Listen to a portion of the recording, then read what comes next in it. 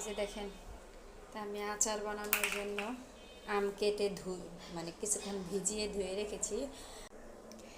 তো এই যে দেখেন, আমি আচার বানানোর জন্য যে আমের খোসা ছাড়িয়ে নিয়েছি, সবুজ সবুজ রেখে খোসা ছাড়িয়েছি, মানে হালকা হালকা করে, সাদা অংশ বের করে নেই।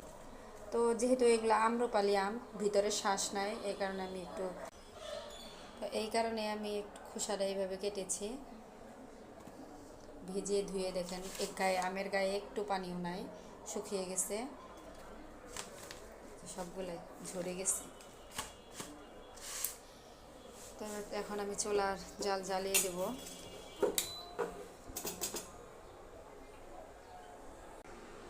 তো প্রথমে আমি যে কড়াইতে সরিষার তেল দিব, সরিষার তেল দিয়ে আমগুলো একটু ভেজে নিব।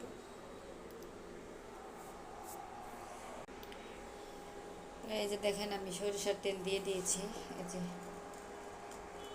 হাফ কাপের মতো। তো আচারের জন্য কিন্তু সরিষার তেলই দিতে হবে।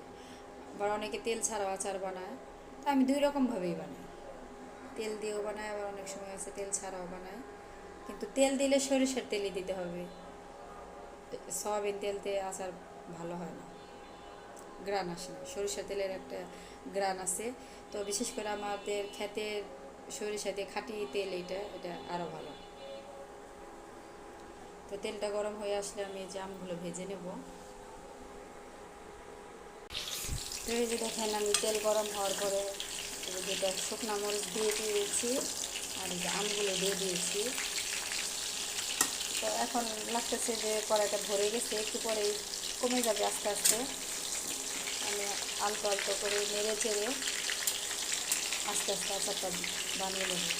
আর আমি কিন্তু এখান থেকে আম উঠাবো না, আমটা ভাজা হয়ে গেলে এখানে আমি গুড় চিনি দিয়ে দেবো। তো আজকে আমি আচারে একটু চিনি আর গুড় দুইটাই মিশিয়ে বানাবো। তো গুড় দিয়ে বানালে হয় কি, কালারটা সুন্দর আসে, ওই কারণে আমি অল্প চিনি দেবো আর গুড় দিয়ে বানাবো।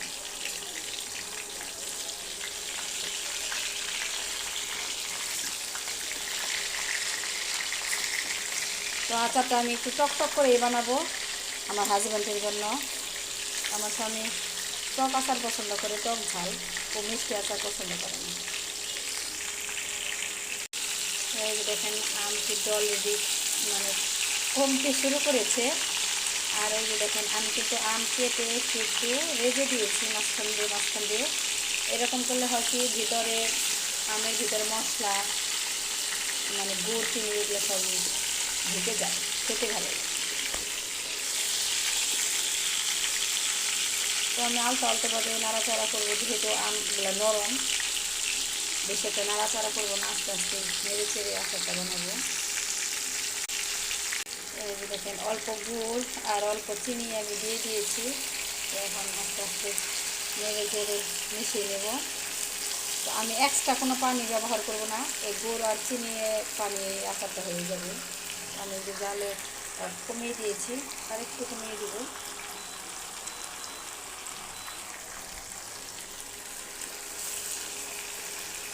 একটু পরে আপনি পানি আসবে। এই দেখেন, আমগুলা এত নরম, এই যে দেখেন উঠে আসতেছে।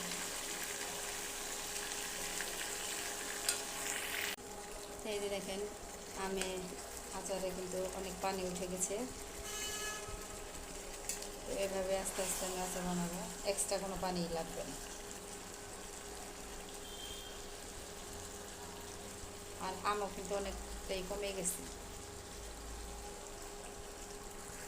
এই যে দেখেন, আমার চলে এসেছি এই যে আচারের মশলা তৈরি করতে।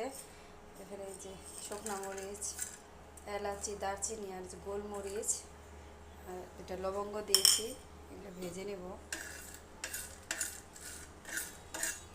এগুলো ভাজা হওয়ার পর মশলা বানাবো, তৈরি করব। আর এই যে পাশে দেখেন, এই যে জিরা আর এই যে মিষ্টি ধনিয়াও অনেকে বলে যে মৌরি, এগুলো ভেজে নেব। যেহেতু এগুলো ভাজতে একটু সময় লাগে না, এগুলোকে ভেজে নিই, তারপর সবগুলো একসাথে দিয়ে মিশিয়ে গুঁড়া করে নেব। এই যে দেখেন, আমার মশলা ভাজা হয়ে গেছে, যেগুলো এখন গুঁড়ো করে নেব। আর আমার আচারটাও কিন্তু অনেকটাই কমে গেছে, শুকিয়ে গেছে। একদমই গলে যায় না আচারটা। এগুলো একদম শ্বাস ছাড়া আম। তো আমি আস্তে আস্তে নেড়ে চেড়ে আচারটা বানাচ্ছি। তো এই মশলা দেওয়ার পরে সুন্দর একটা কালার আসবে। এইরকম নরম আচারই ভালো লাগে খেতে। তো এই যে দেখেন, এর মধ্যে কিন্তু আমি যে ব্লেন্ডারে জারে নিয়ে আমি মশলাটা করে নিয়েছি। তো এখানে আমি দিয়ে দেব আচারের মধ্যে, দুইবারে দিব মেশানোর সুবিধার্থে। তো এটুকু মিশিয়ে তারপর আবার উপরে আবার দিয়ে দেব। এই যে দেখেন, আমি মশলা সব মিশিয়ে নিয়েছি। যে অলরেডি আচারের কালারটা চলে এসেছে। এখন আরেকটু নেড়ে চেড়ে আমি একটু পরে নামিয়ে নেব। আচারটা কিন্তু এখন হয়ে এসেছে, অনেক সুন্দর একটা গ্রান বের হয়েছে।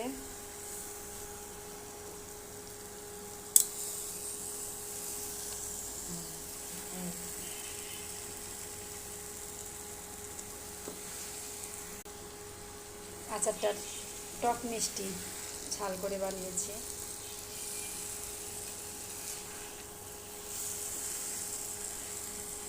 আর একটু পরে নামিয়ে ফেলব। এই যে আমার আচার এখন রেডি। অলরেডি দেখেন সুন্দর, যে কড়াই থেকে সেরে আসতেছে, আচার হয়ে গেছে। এখন আমি নামিয়ে নেব। চলো, আমি অফ করে দিয়েছি। তো আমি দুইভাবে আচার বানাই, একটা এইরকমভাবে, আর একটা হচ্ছে তেল ছাড়া রসালো একটা আচার, হালকা হালকা একটু রস রস থাকবে, ওইভাবে বানাই। তো এই আচারটা ফ্রিজের বাহিরেও অনেক দিন থাকবে, কাচের বয়ামে রেখে দিলে। যদি কেউ 1 বছর রাখতে চায়, মাঝে একবার বের করে বা দুবার বের করে রোদ্রে দিলে আচারটা যেমন কালার এরকমই থাকবে, একটু কোনো অন্যরকম কোনো গ্রান আসবে না বা ফ্যাকাশি হবে না। দেখেন, এই যে আচারটা সুন্দর। এখন আমি যে এটা নামিয়ে নেব। তারপর আচারটা জোড়ালে আমি একটা রোদ দিয়ে বয়মে ভরে রাখবো। যে কোনো আচারই দেখবেন রোদ্রে দিলে অনেক ভালো থাকে। এই যে দেখেন, আমার আচার হয়ে গেছে, শুকনা শুকনা আচার। কালারটাও দেখেন অনেক সুন্দর কালার আসছে। এই যে আমটা যে আমি একটু সবুজ সবুজ রেখেছিলাম, সবুজের কালারটাও আছে, আচারের কালারটাও আসছে। তো কেমন হয়েছে সবাই কমেন্টে জানাবেন। আবিদকে টেস্ট করতে দিব। আবিদ করতেছে। কি ব্যাপার, টেবিলের উপরে কি করতেছ? দেখেন পড়তেছে, ও টেবিলের উপরে দাঁড়িয়ে আছে। আচার কি দেবো, একটু খাবে? তো যাবে, তো একটু সাইড থেকে নিয়ে নিয়েছে, গরম যেহেতু। কেমন হয়েছে? ভালো লাগছে? তো গরম পরে খাইনি, হ্যাঁ। তো ওই যে ওই সাইড থেকে একটু নিয়েছে আবির, গরম কেবল নামিয়ে নিলাম আচারটা।